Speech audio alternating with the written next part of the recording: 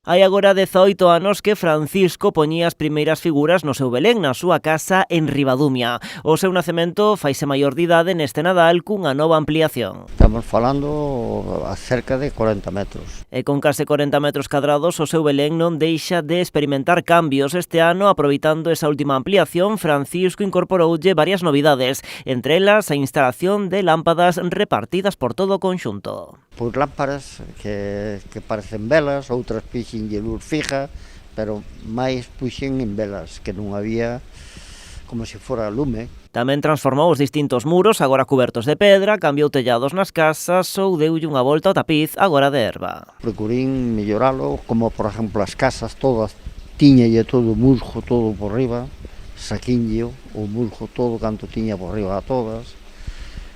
Tamén tiñalle musgo tamén o piso, e saquinlle todo, metiñe todo artificial, luce máis, bueno. Uns traballos que arrancaron nada máis rematar o pasado Nadal e nos que estivo ocupado todo o ano. Teño unha banqueta aí, un pouco sentado, outro pouco de pé, pois foche facendo hasta que din máis menos un toque de remate. Con todo, recoñece que ten aínda moito traballo pendente porque unha intervención médica impediulle facer todo o que tiña previsto na zona da última ampliación. Prácticamente aínda está sin terminar, porque tuve que operarme e entonces tuve que facer unha pausa.